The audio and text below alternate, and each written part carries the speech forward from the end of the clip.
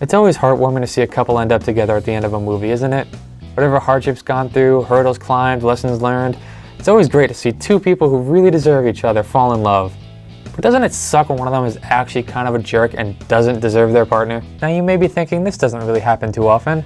Even when a girl is with a jerk for the majority of a movie, she'll always eventually see him for the jackass that he is, like in Wedding Crashers, The Wedding Singer, and Titanic. But somewhere along the lines came a new type of jerk. Only this one actually ends up with the girl most of the time, and those that come across as the heroes of these films have spawned an entire generation of guys who feel they are entitled to girls simply because they act polite. Of course, I'm talking about the nice guy. He'll play it off nice and sweet and complain that girls are only into jerks, but he doesn't really treat them any better. He'll tell her to stop using so much makeup because she looks better without it, acting like he just wants to see the real girl, but really he believes she's thinking of him when putting it on, instead of doing it simply because she likes to. The nice guy would tell a girl to smile because he just wants to see her having a nice day, without realizing that she's a human who is actually allowed to experience other emotions as well. He'll do everything he can to be thoughtful, kind, and romantic, and then be downright offended when general social etiquette isn't enough to win somebody's heart. The truth is, nice guys are just as big of jerks as those that complain about. They either just don't realize it or are better at hiding it. Here are 3 movie characters who helped create the modern-day nice guy.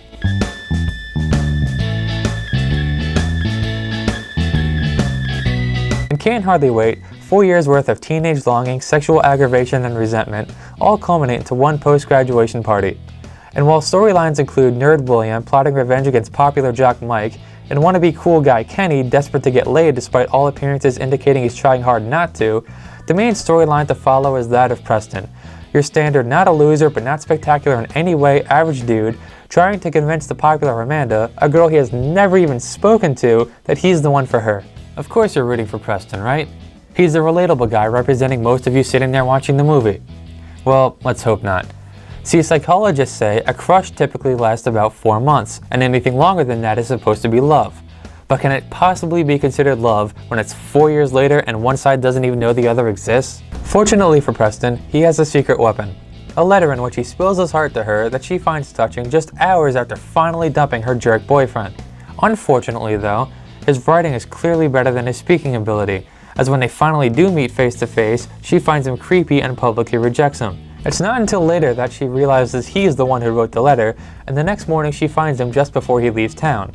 They kiss, and if the credits are to be believed, they are still together to this day no matter how long it's been since you actually saw a VCR. And that's how the movie says it's supposed to work. One morning she's never heard of the guy, and one love letter and 48 hours later they're writing to each other every day. Because it was the 90s, and texting too much can cause bankruptcy, and they hadn't yet developed the technology to easily allow him to send her pictures of his junk. So for all you perfectly average guys who fell in love with the hottest girl in school when you saw her walking down the hall last week, don't worry, we just have to be patient. Like, really, really patient. Probably for a few years. But just wait for that right moment and pounce with a grandiose showing of love, and she'll be all yours. Because after all, the only thing girls look for is that one big romantic gesture. She has no idea what kind of personality he has, if any, so why should anybody bother to be interesting? Maybe all these nice guys spend too much time trying to be romantic and not enough time making sure he's actually a fun person to be around. Maybe that's really why girls like all those guys who hate, because going to a party actually is more enjoyable to most people than pizza and the latest season of The Big Bang Theory.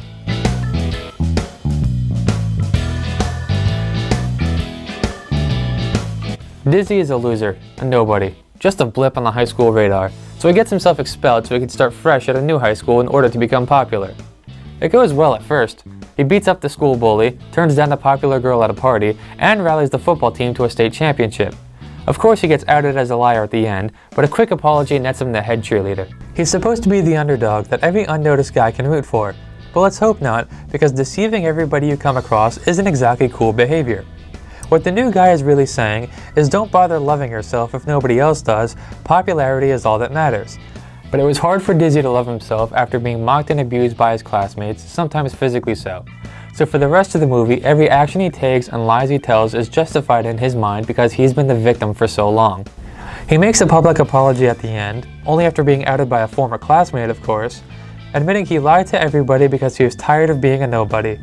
And he pleads to the crowd that he can't be the only one who thinks about what others think more than what they think about themselves, which naturally leads to a chorus of boos, because while that is a tendency of most people, especially high school students, nobody's gonna go as far as Dizzy did. The movie shows you have to play yourself off as the victim because everybody else is just part of a mindless horde who are in the palm of his hand 1 second and turn on him the next as soon as chance of broke dick begin. And this shows for everybody narrating their own movie in their heads all day that they have to be a victim because everybody else is clearly too dumb to think for themselves. And it's a major stroke of luck that Danielle also alienated her old friends in order to gain popularity, or she might not have been as forgiving to the guy she was falling for who lied his way into her life. And she would have kept it up too if it wasn't for Dizzy understanding and helping her realize her mistakes, because deep down inside, every popular girl is just a nerd in disguise, waiting for that one truly sweet and caring guy to come along to let her know that she was perfect just the way she was. That she doesn't need all the makeup and the brand name clothing her feeble little mind has been tricked into buying by the advertising companies.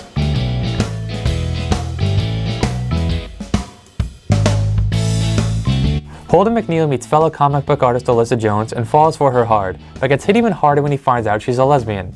They go on as friends for a while, but that isn't enough as he soon confesses his love for her, knowing full well he's not exactly her type. But she decides to go out with him anyway. It's not too long into the relationship when another roadblock gets in the way: Alyssa's sexual history. Holden gets upset when he finds out that not only does she have a highly unrestrained sexual history, but he's not even the first guy she's ever been with. Wisely, she decides to stop dating him over this, even after he does apologize by trying to get her into a threesome. Oh, the friend zone. That woeful place where nice guys are whisked off to have their souls stepped on, where they can only hang out with a girl instead of having sex with her. And Holden is trapped in the friend zone by a genuinely awesome girl who has explicitly stated she has no interest in him. But he puts all the pressure on her by saying he loves her, and he wears her down until she just can't take it anymore and gives in to his demand for love. Now leaving somebody alone is shown to be admirable, as Holden keeps working towards his goal until he gets what he wants. But the goal here isn't something to cheer for, like running the fastest marathon or the most times kicking yourself in the face.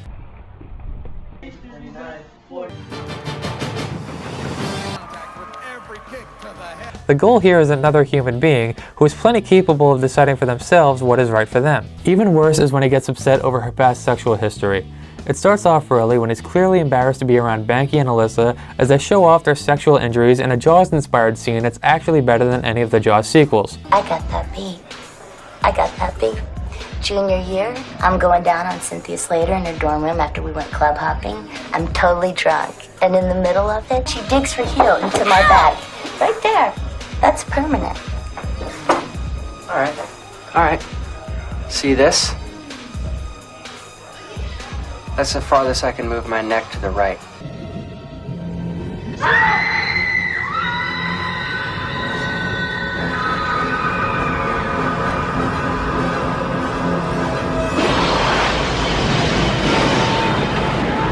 But he completely loses his cool later on when Banky spills the beans on her numerous experiments with guys before him because God forbid she be tainted by the touch of another man. Because nice guys just want their girl to be special, and when it turns out in his mind that she's not anymore, then somehow she's deceived him and it's his right to be offended. It's like going to Burger King and getting pissed off when you notice that the bacon cheeseburger you just paid 80 cents for doesn't look like the picture that some photographer was paid more in 1 hour to painstakingly make look delicious than the entire staff makes in 1 day.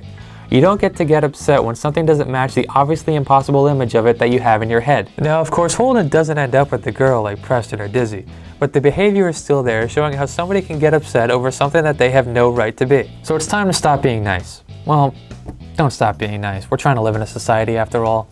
But it's time to stop looking up to the characters who get the girl based on general politeness. Because the world doesn't work that way, and you aren't owed anything by anyone based on manners and romantic gestures alone.